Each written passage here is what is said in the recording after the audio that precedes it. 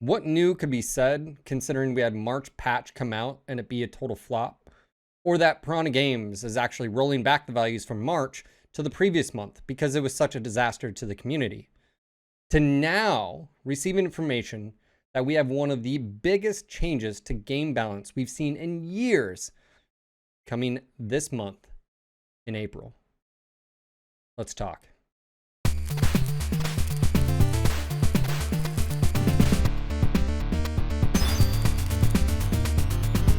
Hey, what's going on, guys? Phil here, and we are back to talk about some news for Mechwarrior Online. Of course, this happened last Thursday night when I was headed down to families to spend the holiday weekend with, and I couldn't cover it till now. So I apologize for everyone that was waiting, and I believe some other YouTubers covered some of this. So if this is not news to you, again, I apologize. I would have done this, but of course, I feel like Darren does this to really get at me. Darren, it's messed up, bro. I'm just saying, dropping information when you know I was not going to be here. Not cool, man. But no, for real, he didn't know. Or did you? I don't know. Anyways, devlog number 1 for April is out. It's about 6 minutes. It isn't long, but the TLDR that you need to know as a player is that we're about to see one of the biggest balance changes to Mechwarrior Online that we've seen in years this month. And why this month is because they're not doing a PTS public test server. And all the resources as far as engineers have been pulled towards Mech 5. They are basically not in crunch mode, I guess. It's, I guess, getting ready for distribution. I guess they have to get it to like Microsoft for the Xbox and Steam and GOG. Anyways, that's what we were told. Basically, there's no resources. So instead of sitting on their hands and maybe waiting until May or June to get changes in, they decided to basically take the changes that the Cauldron, aka the community, council, if you will, which I still think should be the name. Just call them the council, community council, instead of the Cauldron. Just saying. And take those values and put them on live. And that's the TLDR. That's what's happening. Now, if you look at this post on their website, it is massive. It is massive. I'm literally going to scroll the entire reach here. You're going to see thousands upon that. It's so much information and data that the majority of you out there, if you want a full detail, you're going to need to read it and disseminate it, because majority of people out there, they don't care that an ER medium is going from 1.2 to 1.3 or whatever, but a lot of those changes are happening. I think this is the right move for Darren and Matt to make this initiative. And this is sort of what I wanted them to do in the first place, was instead of going to a PTS, obviously March patch was a bust, right? And it was going to set them back a month, and it did set them back. We could have had this change last month, and now instead we're getting it in April. But the difference here is it doesn't seem like Chris is involved at all. These numbers are straight, and I can confirm via talking to them in their Discord channel. There has been no reference of Chris's involvement. This is straight. All these values are straight from the Cauldron, the council, directly. And of course, they're not under NDA. They can talk about it. They have recordings of their meetings and so forth and so on. And on public knowledge, I'm on there. I'm watching the discussion happen. I've been really, really excited because I see the back and forth. And they do talk about some of their goals here for the year and what they want to achieve, and which seems to be pretty much in line with Piranha Games and what their goals are. And again, to basically bring fun and new experiences to the game via, weapon, equipment changes, to agility, to rescale, mech quirk / skill tree changes. That pretty much they note all this. So again, to sort of hit on some of the broader topics, we've got huge sweeping changes coming to energy weapons. We do have changes coming to ballistic and missiles, and primarily, again, to some of the equipment. Some of the equipment changes I think is actually really cool, and I did want to sort of talk about them, and they're at the bottom of the page here. And that actually is to talk about the removal of AMS ammo explosion. Basically, I'm in agreement with them. I think sometimes you just have to be realistic. They're also lowering the heat on laser AMS. So basically a little bit easier to manage. And another big thing is that the requirement and weight and tonnage investment of mass variants has gone through a series of changes in order for them to provide enough benefits versus the cost. In this patch, mass fill rate has been reduced by 50%, allowing it to be active twice as long. So that's sort of in line with what we just got, albeit not the other changes. Moreover, the red line threshold has been increased to 85% to allow for longer distance sprints from a cold state. It is worth mentioning that 50% fill rate at this moment is not applied to IS Mask 1. Usable 20 and 25 tonners due to already high performance. And then another huge one, which I think is really cool, is, and some people might not like this, is that IS case now doesn't cost anything. This change will help mitigate one of the major advantages of clan mechs having free case protection components over IS mechs. It should be said that IS case still requires a single crit slot.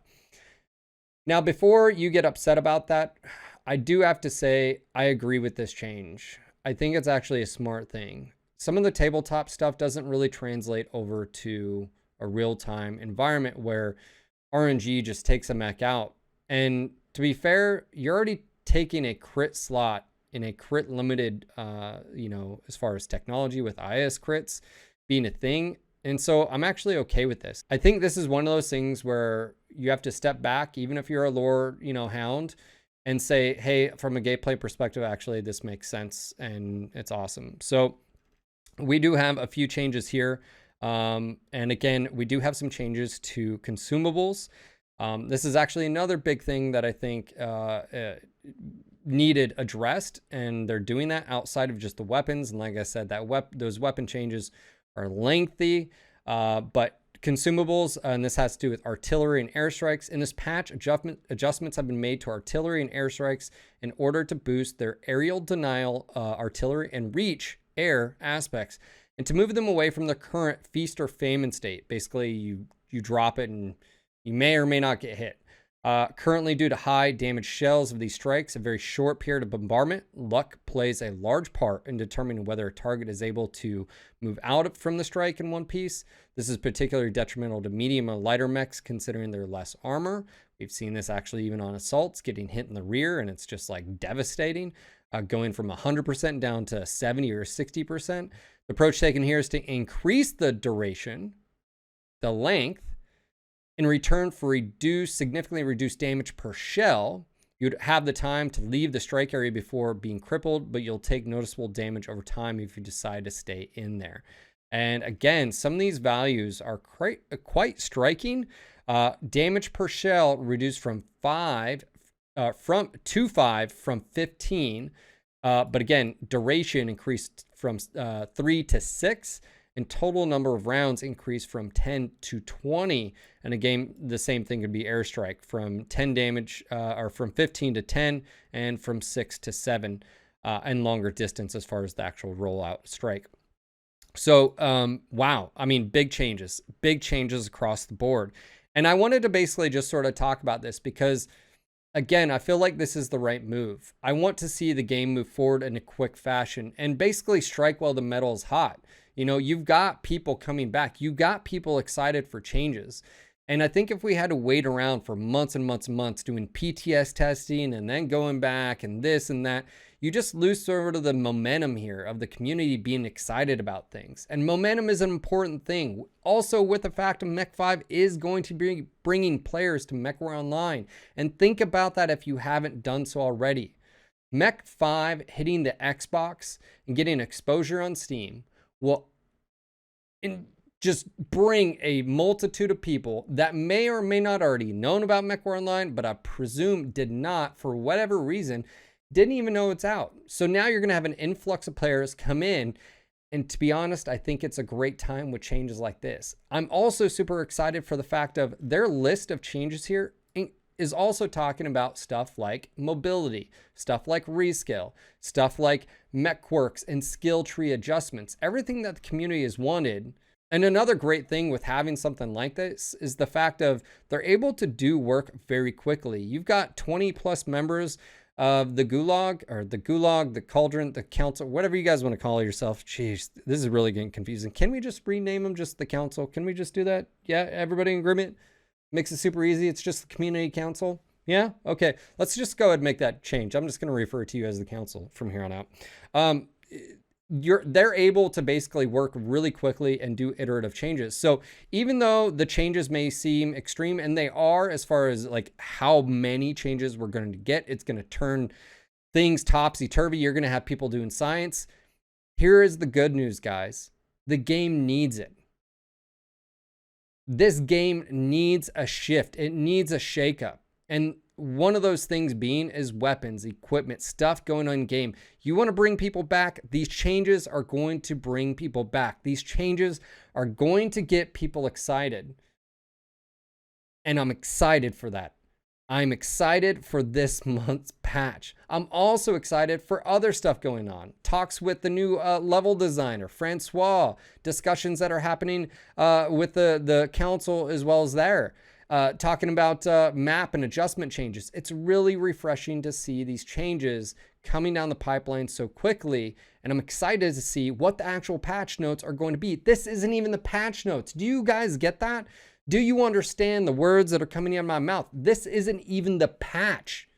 This is just what is happening with the patch. This is the weapons and equipment adjustments. They haven't talked about maps. They haven't talked about anything else. We're also getting the striker pack, right? I'm assuming we're eventually going to get pictures of the new Geo for the new bolt-ons, which again, I still think is really cool, but I do want to see them ahead of time. Just saying, Darren, Matt, it should be there for pre-purchase. I get that there's a window of time, but have that information. Come on, let's step forward. You're doing this awesome.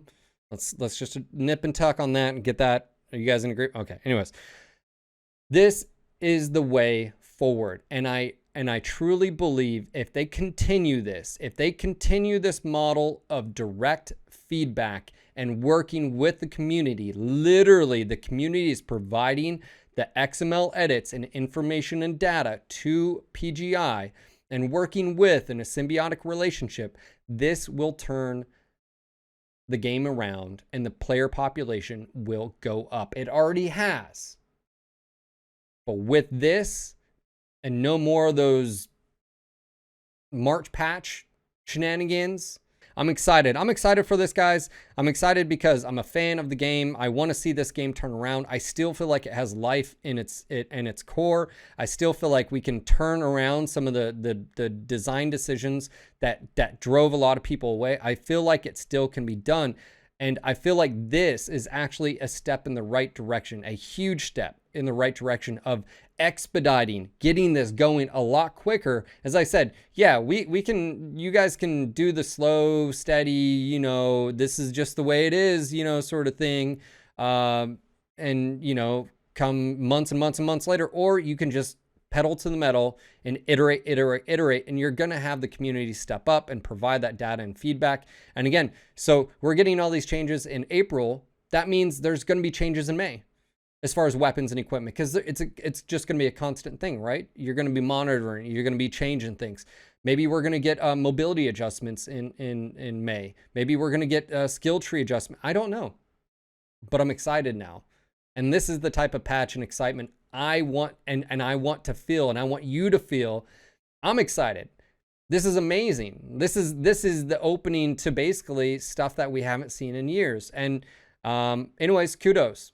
And I want to be just open and blunt about that. Kudos to Matt and Darren for taking the stance and taking a leap of faith in the community. Because guys, this is a huge business decision. They are making a business decision and putting their faith in the community. And again, I still feel like this is a great decision to make. So kudos to you guys for doing that. Sucks that we had March, but guess what? March was a learning thing. You learn from it. You make sure not to have that happen again. You correct, you adjust, and you move forward. And that's what you guys are doing. Obviously, PTS, you guys wanted it. It didn't happen. You're adjusting, you're moving forward. And I think this is the right call. And I would even go so far as to say, I don't think we really need a PTS unless you're talking about big stuff like a skill tree revamp or a new system or something like that. I feel like that's where a PTS is really, really helpful. Other than that, I'll be your Huckleberry. I'll be your guinea pig. Toss live values out there. We'll play. And then you can get live data like that. Guys, there's a lot of information in this post. A lot. I encourage you to go watch the devlog. It's only 6 minutes. It's not too long. Get straight to the point. It explains basically what I did in the TLDR. There's a lot of information out here as far as the weapons. I am not a numbers guy. Some of you guys are numbers people. Go out there, number away. Do your calculus and all that stuff. Do your spreadsheets.